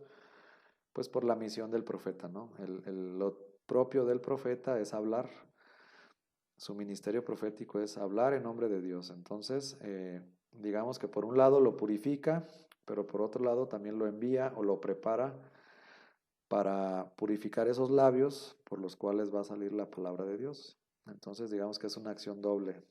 No solamente es perdonar su pecado, sino que también purifica su boca, por la cual va a salir la palabra de Dios, porque él, digamos que ahí va a ser nombrado profeta o va a ser enviado como profeta. Bien, entonces percibe la voz del Señor que decía, ¿a quién enviaré y quién irá de parte nuestra? Entonces el Señor Dios, Yahvé, dice, ¿a quién enviaré? ¿Y quién irá de parte nuestra? ¿No? En plural, de nuestra parte. Y dice el profeta, dije, heme aquí, envíame. Bueno, aquí dentro de los relatos de vocación, llama la atención mucho este, heme aquí, envíame, ¿verdad? ¿Por qué llama la atención? Pues porque la respuesta es muy pronta. Digamos que está muy dispuesto el profeta a cumplir el llamado. El profeta está muy dispuesto a cumplir lo que Dios quiere y espera de él. Vemos como otros profetas pues son más temerosos, más dudosos. Vemos como Moisés dice, no, pero ¿por qué me mandas a mí si yo soy tartamudo? Y bueno, ya Yahvé le dice, bueno, pero ahí tienes a tu hermano Aarón. O Jeremías que dice, no, pues yo soy muy muchacho, ¿no? Estoy muy joven para esto, a mí no me mandes. Y sin embargo, pues vemos como Isaías no tiene empacho, no tiene peros, no tiene nada. Llama la atención su valor, ¿no? De ir adelante. Y dice Dios así como indirectamente, ¿verdad? ¿A quién vamos a mandar? Y la respuesta de Isaías es, heme aquí, ¿no? No pone ningún pero, ni oye, espérame, oye que, no, pues a ver quién sabe a quién mandemos, ¿no? Pues a ver tú a quién mandas, no. Él dice, heme aquí, ¿no? Entonces llama la atención la respuesta tan decidida para, para cumplir la voluntad de Dios, para seguir el llamado de Dios. Este es digamos que el envío y esta es la respuesta al llamado. Muy bien, entonces este sería el relato de la vocación. Ahora, ¿qué es lo que dice? Perdón, miren, no va a alcanzar el tiempo aquí, pero podrían buscar en Apocalipsis 4 y ver en Ezequiel, creo que es 36. Hay relatos muy similares de esta visión, de este trono, etcétera, ¿no? Entonces, si tienen tiempo en su casa, busquen Apocalipsis 4, busquen, creo que es Ezequiel, no me acuerdo el capítulo, me parece 36, que tienen más o menos esta misma visión del trono de Yahvé. Y bueno, pues posiblemente Ezequiel y posiblemente el Apocalipsis conocían el texto de Isaías, que es más antiguo, pues sí, seguramente que sí, pero también puede ser que es una imagen más desarrollada, pero también estamos hablando de las visiones que tuvieron ellos, ¿no? Entonces, pueden ser que sean visiones muy similares en cuanto a este trono, ¿no? Que representa, pues, el reinado y la santidad de Dios, que representa a quien gobierna el universo, ¿no? No solamente aquí en la tierra, sino el reinado de Dios. Y bueno, pues un poquito la liturgia, la lectura de estos ángeles, estos serafines que están alabando a Dios, etcétera. Entonces, es interesante cómo este texto pues sirve como antecedente tanto para Ezequiel como para Isaías, y es bueno conocerlo. Perdón, el Apocalipsis. Bueno, entonces, ok, ahí termina el relato de la vocación. ¿Y qué es lo que le dice? Le dice, ve y di a ese pueblo. ¿Qué es lo que le pide? ¿Cuál es la misión? ¿A quién enviaré? Bueno, ya dijo que él. Ahora ya, ¿qué es lo que va a decir? Le dice, ve y di a ese pueblo. Escuchad bien, pero no entendáis. Ved bien, pero no comprendáis. Engorda el corazón de ese pueblo, hazle duro de oídos, y pégale los ojos, no sea que vea con sus ojos y oiga con sus oídos, y entienda con su corazón y se convierta y se le cure. Yo le dije, ¿hasta dónde, Señor? Dijo, hasta que se vacíen las ciudades y queden sin habitantes, las casas sin hombres, la campiña desolada, y haya alejado Yahvé a las gentes, y cunda el abandono dentro del país. Aún el 10º que quede en él volverá a ser devastado, como la encina o el roble, en cuya tala queda un tocón, semilla santa será su tocón. Bueno, aquí cuando uno lo lee a primera vista, porque luego también esta cita la mencionan los evangelios, no vaya a ser que vean con sus ojos y no vaya a escuchar con sus oídos y entiendan con su corazón y se conviertan. Bueno, aquí parecería como que si Dios no quiere que se convierten, ¿no? Entonces, ve y dile a ese pueblo, escucha bien, pero no entiendas, ve bien, pero no comprendas. Bueno, ¿cuál es la explicación? Eh, Tanto Yahvé como el profeta saben que el pueblo es duro de convencer, el pueblo es duro de corazón. Entonces, lo que está tratando de decir aquí el profeta acerca de su relato, de su visión, es que Dios lo está mandando, digamos, como una misión imposible, ¿no? El mensaje que Él va a dar va a ser muy duro y más que sea bien recogido el mensaje, que el profeta sea bien querido, aceptado, etcétera, pues más bien va a ser rechazado, ¿no? Y aún así, Yahvé lo va a mandar. Aún con que es un pueblo duro, Dios lo va a mandar. Aún con que sabe que no van a hacer caso, que no van a entender en general, porque va a haber un resto que sí se va a salvar, en general no van a hacer caso, aún así Él lo manda, ¿no? Digamos, aquí es de los textos que si no entendemos un poquito el género literario, para mí es una ironía, ¿no? Lo que implica una ironía, que es como cuando dices lo contrario o lo opuesto, ¿no? Eh, si no entendemos que es una ironía, pensaríamos que es que Dios no quiere que se salven o que se conviertan los hombres, ¿no? Pero sin embargo es lo opuesto, ¿no? Es como un poquito como cuando en el Éxodo, Dios manda a Moisés y hace muchas señales enfrente del faraón y ya parece que ya los va a dejar salir y luego empecina al faraón para que cambie de opinión y otra vez no los vuelve a dejar salir. Entonces, como que dice uno, bueno, pues si los quiere dejar salir Dios, pues para qué hace cambiar de opinión al faraón, si él ya había dicho que ya salieran, ¿por qué lo hace cambiar de opinión, no? Parecería algo así, ¿no? Como que es algo un poquito difícil de entender a la lógica humana. Sin embargo, está hablando en sentido figurado, está hablando de manera irónica, ¿no? Es una ironía y pues por supuesto que Dios quiere que se conviertan, por supuesto que Dios quiere que se abran los ojos, que se abran los oídos, que entiendan el mensaje, que se conviertan y se salven, eso es lo que Dios quiere, ¿no? Al final de cuentas, no es que no lo quiera, pero lo expresa de esta manera irónica, ¿no? Y hay que tener cuidado porque cuando lo citan los evangelios, hay que tener cuidado porque se puede interpretar de una manera equivocada.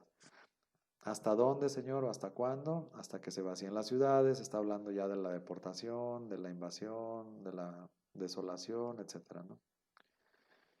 Y aquí viene el tema del resto de Israel. El resto de Israel aquí para Isaías va a ser un tema importante. Dice, aún el décimo que quede en él, o sea, si aún se salvara la décima parte, también esa décima parte va a ser devastada. Y en cuya tala queda un tocón, una semilla santa será su tocón. Bueno, si aquí la imagen que tenemos es, imagínense un árbol que es mochado, así, cortado desde abajo, cortado totalmente, pues uno pensaría que ya no hay esperanza, ¿no? O sea, uno pensaría, no, pues ese árbol ya se murió, ya lo hicieron pedacitos, ya lo hicieron leña, ya se lo llevaron. Sin embargo, no sé si han visto muchos árboles que cortan así, empieza a salir una ramita, un tocón, ¿no? Una ramita. Entonces así es la esperanza de Yahvé con ese pueblo. Aunque le den una podada de un 90% o de un 95%, sale una ramita y esa ramita es la esperanza de que pueda renacer ese árbol de esa ramita y a veces esa ramita se vuelve a hacer otro árbol igual de grande o más grande que el anterior, ¿no? Entonces aquí para Isaías el resto de Israel es un tocón, es una ramita que surge después, le llama él semilla santa, ¿no? Que tiene que ver con esta idea del pueblo santo, que tiene que ver con esta idea de la elección de Yahvé por su pueblo. Y entonces, a pesar de la dispersión, a pesar de la diáspora, a pesar de la invasión que viene, siempre va a haber esa esperanza de que el pueblo va a renacer y van a venir tiempos mejores aún en estas situaciones. Muy bien, ese sería entonces el relato de la vocación. ¿Alguna duda o pregunta acerca del capítulo 6, relato de la vocación? Comentario, duda, pregunta de la vocación. No sé si en algún, o lo pensé, o alguien lo dijo, lo leí, no sé. Pero cuando habla de que el serafín le da la bracita a Isaías en los labios, que la toma del altar, no me acuerdo si la fuente pues, pero que también es como una analogía de la Eucaristía, ¿no? De que tomas del altar a Jesús, lo das como hostia en la boca a las personas y queda purificado, ¿no? Entonces, o librado de los pecados. No sé si es correcto eso o solamente se refería específicamente al profeta en ese momento, hablando pues a futuro o lo que actualmente se hace, ¿no? Yo no había escuchado esa comparación, sí puede ser válida, yo más bien lo había escuchado más como purificación, más que de la Eucaristía. Hay otros textos de algunos profetas que hablan un poquito más directamente de la Eucaristía. Si nosotros vemos, podría ser en el sentido de que nosotros, por ejemplo, si comulgamos y tenemos pecados veniales, a lo mejor con un acto de contrición pueden ser purificados esos pecados veniales, sí. Sin embargo, hay que tener cuidado porque si tenemos pecados mortales, ahí sí necesitamos la confesión, de acuerdo al catecismo de la Iglesia Católica.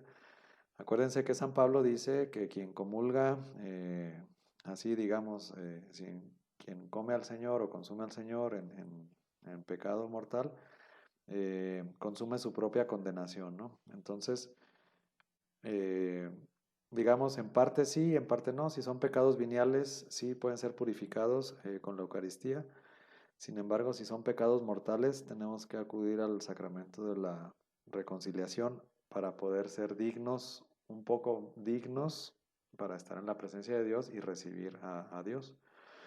Entonces, pues digamos, en parte sí y en parte no.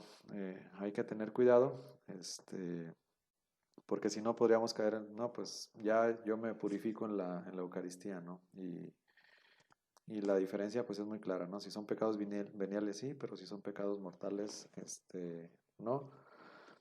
Ah, pero sí, no, nunca lo había escuchado. Ah, podría ser nomás con esa reserva, ¿no? De no generalizar o no decir que siempre ya nos va a purificar la Eucaristía. No. El bautismo sí purifica. Fíjense, hay algo que se llama bueno, lo vamos a ver más adelante, pero que si la sanación de los ancestros y que los árboles generacionales y que si la purificación y ahí andan pidiéndole perdón por los pecados que cometieron nuestros ancestros.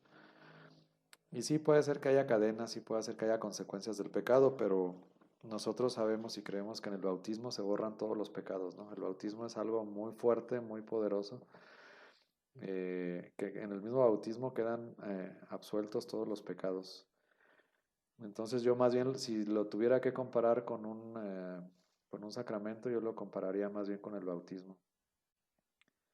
Es más, en alguna parroquia yo he escuchado que, por ejemplo, bueno, uno donde bautizan adultos, hay la posibilidad de que la persona que se va a bautizar se confiese antes, porque ya es adulto, porque ya puede confesar sus pecados, pero aun cuando no se confiese, algún párroco que yo conozco, pues dice que no es tan necesario porque en el mismo momento del bautismo queda uno totalmente limpio e impecable, ¿no? Entonces, yo lo compararía más con el bautismo que con la Eucaristía, porque la Eucaristía más bien hay que acudir al sacramento de la reconciliación para poder comulgar.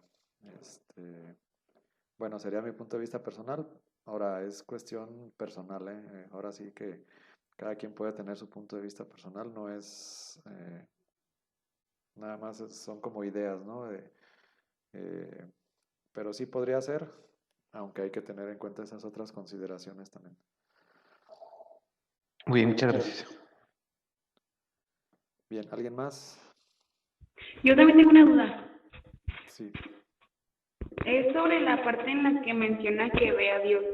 Es que pues desde que yo tengo memoria en el catecismo y en todos lados pues te dicen que quien ve a Dios muere o que solo lo ven quienes ya murieron.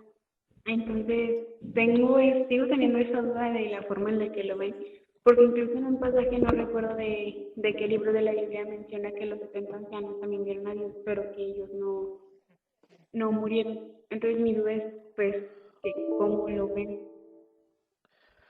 Bueno,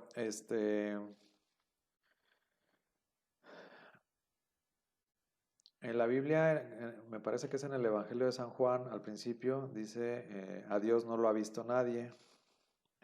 Entonces, a Dios Padre directamente nadie lo ha visto. Sin embargo, bueno, a su Hijo sí, a Jesucristo, bueno, Jesús les dice a sus discípulos, bueno, el que me ha visto a mí, ha visto al Padre, ¿no? Entonces, a Dios Padre, nadie le ha visto. Sin embargo, hay muchos textos y sobre todo ahorita que estamos viendo los profetas, bueno, pues cómo se comunica Dios con los profetas, ¿no? Si vemos, por ejemplo, a Abraham, no dice cómo lo ve, nomás dice que están hablando. Y salió Abraham y le dijo, Yahvé, deja tu tierra, deja tu parentela y ve la tierra que yo te mostraré. Si vemos a Moisés, él subía a la tienda del encuentro y bajaba resplandeciente y decía, dice el Éxodo, que Moisés hablaba con Dios como quien habla con un amigo, ¿no? Entonces hay textos que parecerían que sí lo está viendo, parecería que sí lo está viendo.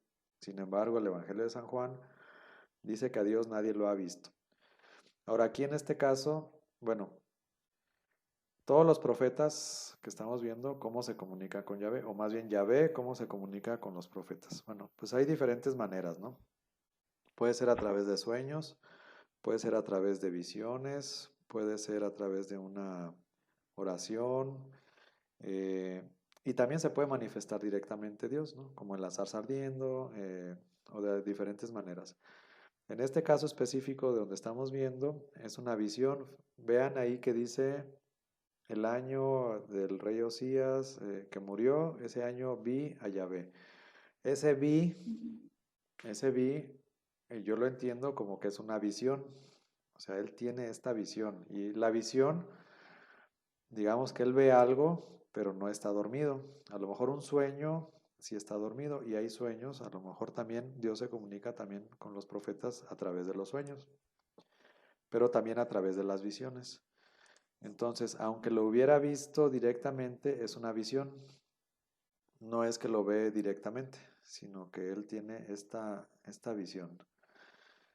Entonces, no sé si eso más o menos contesta tu pregunta. Directamente no, si hay la creencia de que quien lo ve directamente.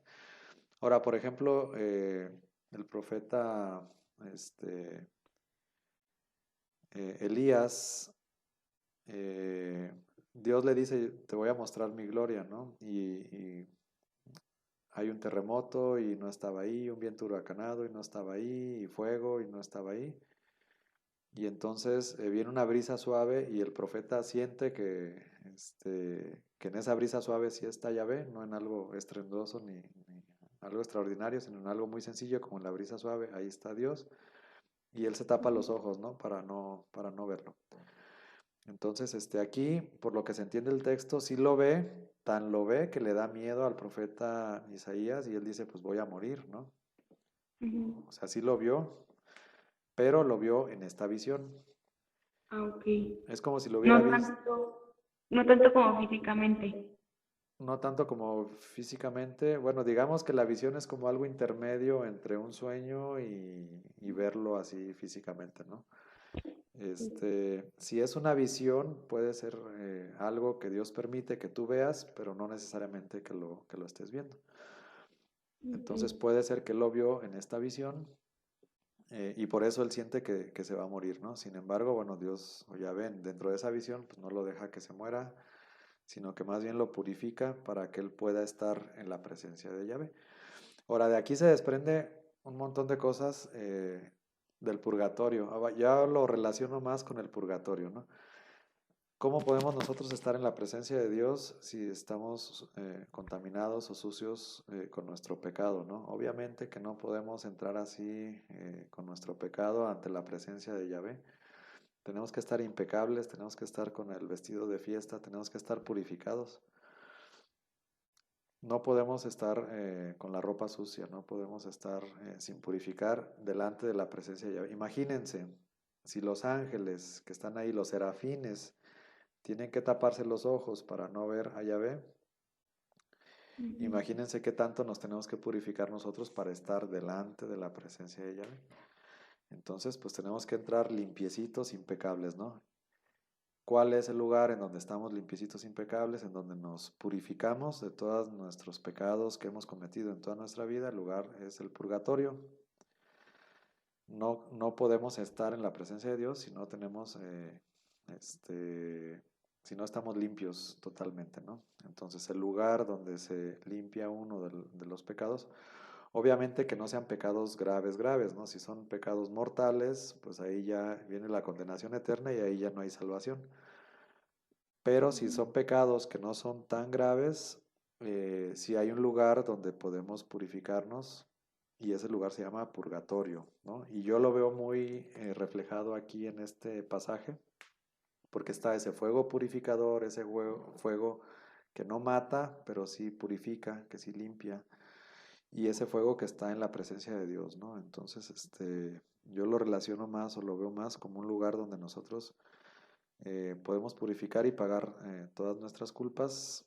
Por ejemplo, pecados que no confesamos, pecados veniales, no sé, o incluso pecados que confesamos, pero que no hemos purgado la pena, ¿no? Entonces, ese lugar de purificación es un estado intermedio en donde todavía no podemos gozar de la gloria de la presencia de Dios, pero tampoco estamos condenados. Entonces, el lugar donde están las almas que están purificándose, que están, digamos, pasando por ese proceso de purificación de que son quemados o tocados por esa brasa ardiente, es el lugar de purificación y es lo que la Iglesia Católica nos presenta como el purgatorio, que para mí sí es 100% bíblico. Que nuestros hermanos protestantes no lo quieran ver, bueno, pues esa es cosa de ellos, ¿no? Pero para nosotros está muy claro el lugar de purificación en donde nosotros podemos, bueno, nosotros vamos a ser purificados de todos nuestros pecados que no son tan graves que nos ameriten la condenación. Bien, ¿alguna otra duda o pregunta? Gracias. Bien, vamos a pasar entonces al primer aviso de Ahaz. En el capítulo 7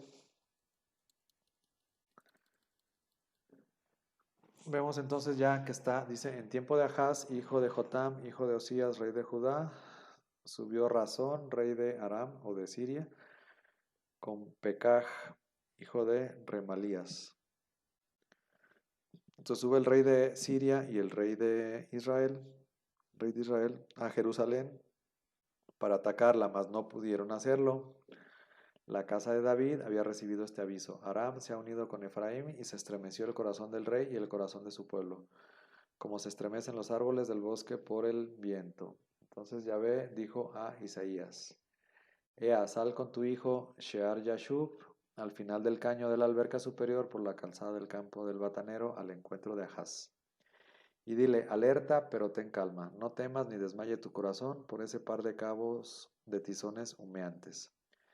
Ya que Aram, Efraín y el hijo de Remalías han maquinado tu ruina diciendo, subamos contra Judá y desmembrémoslo, abramos brecha en él y pongamos allí por rey al hijo de Tabel. Así ha dicho el Señor Yahvé, no se mantendrá ni será así, porque la capital de Aram es Damasco y la cabeza de Damasco Razón, pues bien, dentro de 65 años Efraín dejará de ser pueblo. La capital de Efraín es Samaria y la cabeza de Samaria el hijo de Remalías. Si no os afirmáis en mí, no seréis firmes. Bueno, este es el primer mensaje que le da el profeta Isaías al rey. al rey Ahaz, el tiempo del rey Ahaz, ¿no? Entonces, bueno, está el rey Ahaz supervisando las obras ahí del acueducto que están haciendo para surtir la ciudad con agua y resistir el asedio.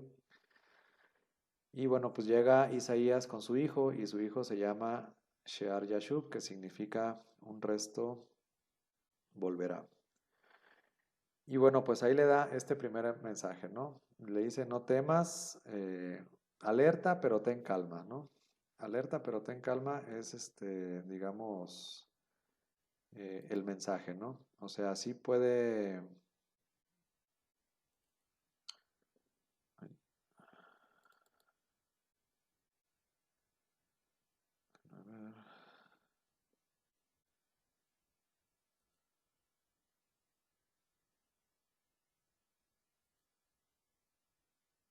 ver, no me veo.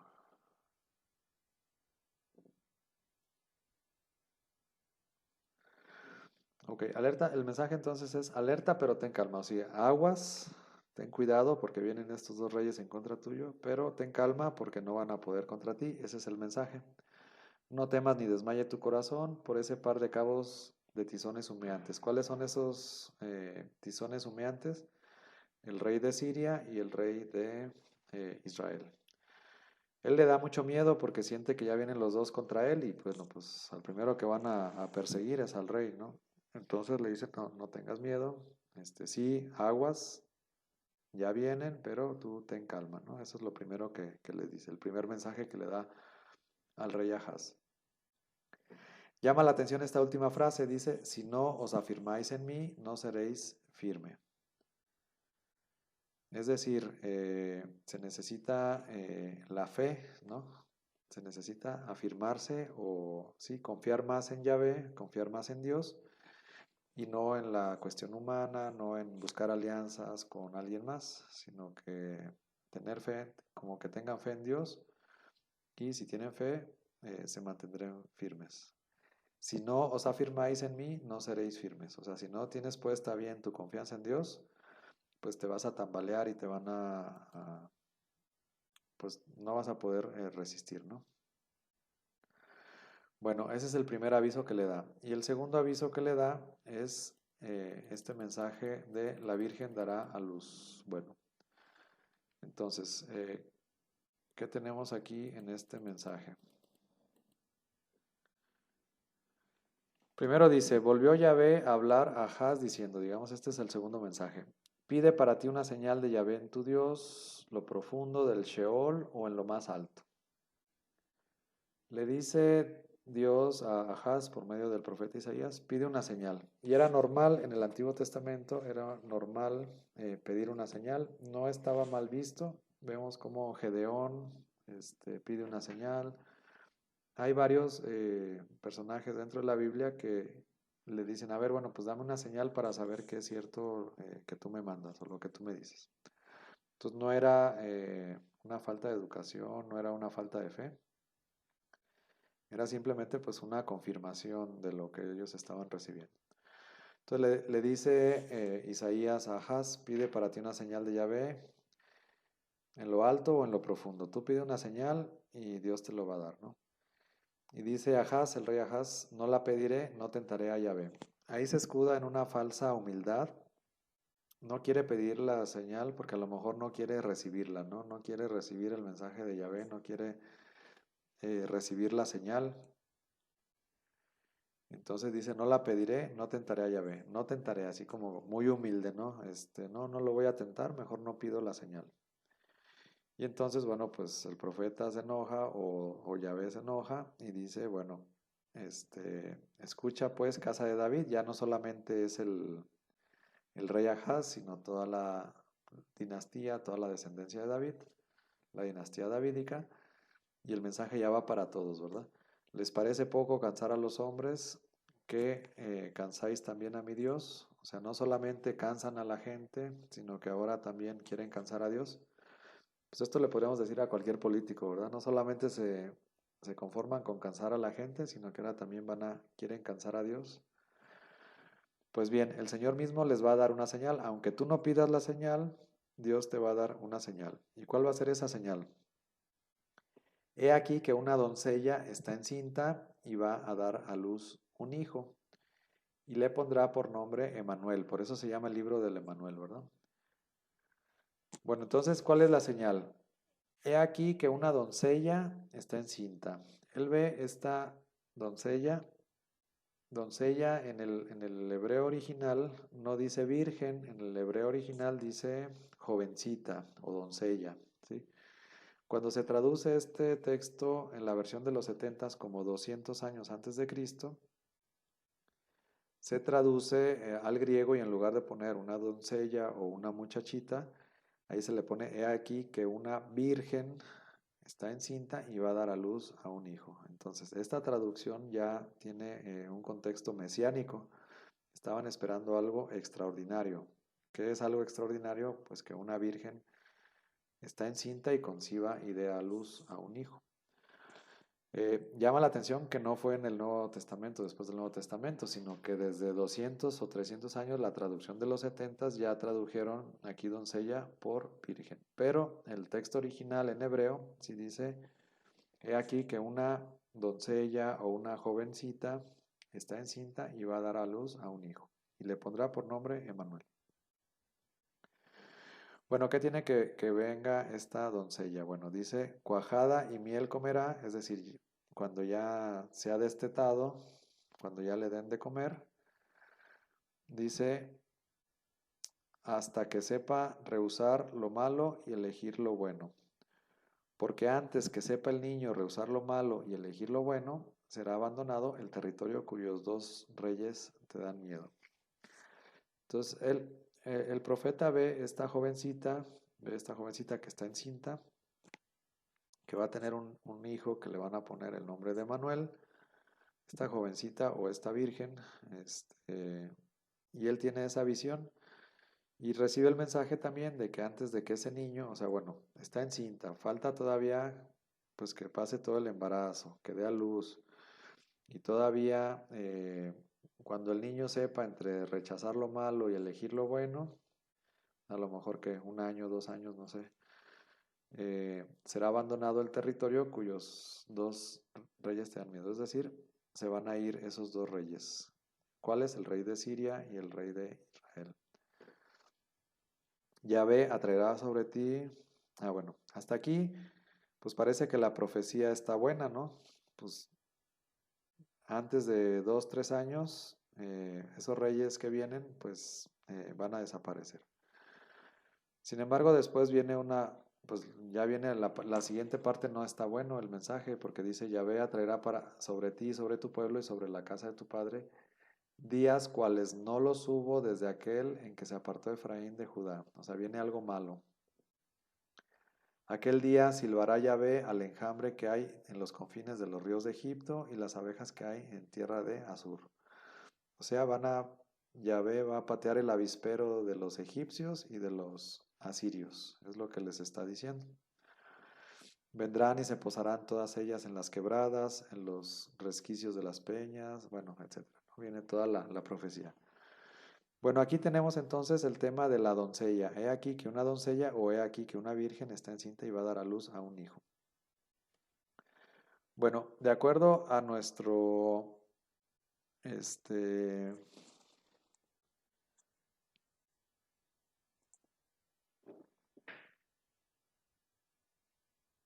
acuerdo al libro de texto del Salvador Carrillo Alday, tenemos varias posibilidades de interpretación de esta doncella. Dice, la doncella o jovencita a la que se refiere el texto puede ser interpretada. ¿Quién es esta jovencita? ¿No? Sería la pregunta, ¿quién es esta jovencita? Pues tenemos dos sentidos, ¿no? Tenemos un sentido literal o inmediato y un sentido pleno y atemporal. En un sentido literal e inmediato, porque está hablando de que va a tener un niño y antes de que ese niño sepa distinguir entre lo bueno y lo malo, estos dos reyes van a abandonar el territorio.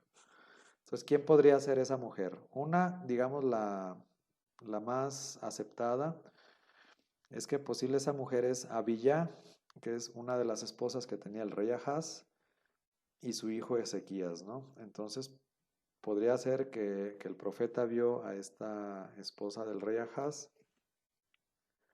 Aunque no dice en la profecía no está diciendo quién es, o tampoco dice que es Abiyá, o tampoco le dice tu esposa, jovencita, va a tener un hijo, no.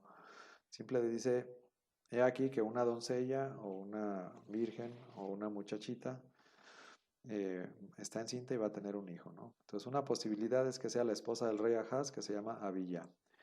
Y el hijo del rey Ahaz se va a llamar Ezequías, que después también va a ser rey. Otra posibilidad es que sea la esposa del profeta Isaías, la profetisa, ¿no? Como le llamaban, que tiene un segundo o un tercer hijo. A lo mejor él está visualizando a su propia esposa que va a tener un hijo. Puede ser, es una posibilidad de interpretación. Otra posibilidad es identificación de un colectivo de todas las mujeres de Jerusalén. A lo mejor no es una mujer en especial, sino como que todas las jovencitas de Jerusalén de esa época, un colectivo imaginario, ¿no? De decir, todas las mujeres jovencitas de Jerusalén están representadas aquí en esta jovencita. Bueno, este sería un sentido literal o inmediato, que sí van a tener un hijo y antes de que el hijo pueda distinguir entre el bien y el mal, los otros dos reyes van a abandonar el territorio. Sin embargo, siempre en la Biblia tenemos varias posibilidades de interpretación y aquí es un ejemplo claro de que algo que podemos interpretar en un sentido pleno o amplio o canónico que abarque toda la Biblia, incluso el Nuevo Testamento, y también algo atemporal. Esto es bien importante porque eh, seguramente el profeta tuvo esta visión de esta muchacha jovencita, jovencita, jovencita que está encinta y que va a tener un hijo y que su hijo se va a llamar Emanuel. Lo que él no sabe es en esta visión quién es esa mujer. Seguramente no la reconoció. Si lo hubiera reconocido y hubiera dicho, ah, bueno, pues es fulanita o tu esposa o fue tal persona, pues lo hubiera dicho. Sin embargo, él no la conoce y simplemente ve esta mujer. Y bueno, sí, el sentido original de que sí, antes de que esta mujer o tenga el niño y el niño reconozca entre lo bueno y lo malo, va a suceder esto. Pero a lo mejor el sentido temporal, a lo mejor no, en su visión no lo tiene tan claro. A lo mejor nada más ve a esta mujer, pero no sabe cuándo va a suceder eso. No sabe cuándo la ve, no sabe cuándo va a suceder eso, y por eso es un sentido atemporal. Y puede ser esa mujer ideal en un futuro Mesías, puede ser que esté pensando en algo atemporal, o sea, la mamá de un Mesías que va a venir más adelante, una mujer ideal de un futuro Mesías, no 2, 3 años, sino un futuro más adelante. Y bueno, pues nosotros los católicos, luego, cuando vemos estos textos, luego vemos la Virgen María y su Hijo Jesús, ¿no? Que al final de cuentas es el Mesías que va a nacer más adelante, y la visión que tiene el profeta de esta mujer. Posiblemente el profeta vio a María, pero no sabía ni quién era, ¿no? Posiblemente la vio, pero vio una jovencita, jovencita, jovencita y que estaba embarazada. Eso es lo que sí vio. Entonces queda la duda. Ahora, algunos protestantes van a decir, ah, pero no decía virgen, decía doncella. Ok, sí, pero dos cosas. O, ¿cómo se puede contestar eso? Sí, originalmente está escrito doncella o jovencita, pero dos cosas. Uno, la primera, ¿por qué la versión de los 70s, 200 años antes de Cristo, tradujo ese doncella por virgen? ¿Por qué? ¿No? Ahí sería la pregunta, ¿por qué 200 años antes de que naciera Jesucristo, ya la versión de los 70s, que estaba en griego y ya era la que se difundía en toda la región en griego, ya no decía doncella, ya decía virgen? Y segundo, ¿por qué los evangelios, cuando toman el texto, y Mateo, por ejemplo, que toma, he aquí que la Virgen concebirá y dará a luz a un hijo, ahí ya pone virgen? ¿Por qué? Pues porque está tomando la versión griega de los 70s. ¿Y por qué no puso Mateo la jovencita? Sino él ya puso también que la Virgen, ¿no? Entonces dice, no, es que nuestros hermanos protestantes. Ok, aquí en el 23, estamos en el 1:23. Dice, ved que la Virgen concebirá y dará a luz a un hijo. Vean aquí que dice virgen. Vean que la Virgen concebirá y dará a luz a un hijo, y le pondrá por nombre Emmanuel, que traducido significa Dios con nosotros. Entonces, aquellos que digan que no dice virgen, yo los invito a que lean Mateo, ¿no? Y bueno, si salen ahí con la explicación, bueno, sí, nosotros también tenemos que saber dar razón de nuestra fe. Y sí, originalmente era una doncella. Sin embargo, desde la traducción de los 70s ya se le quería dar ese carácter mesiánico y no lo tradujeron porque lo tradujeron mal.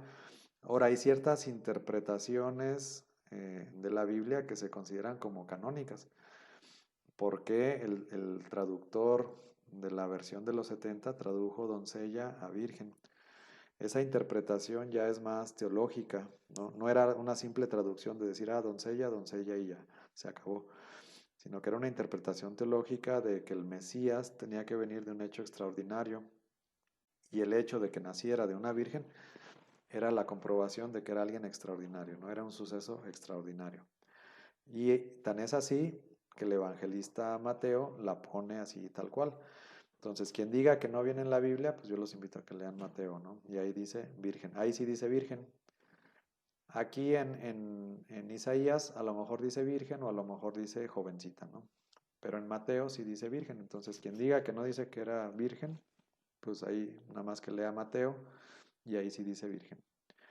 Bueno, se nos acaba el tiempo. Yo creo que ya con esto terminamos. Gracias a todos. Buenas noches.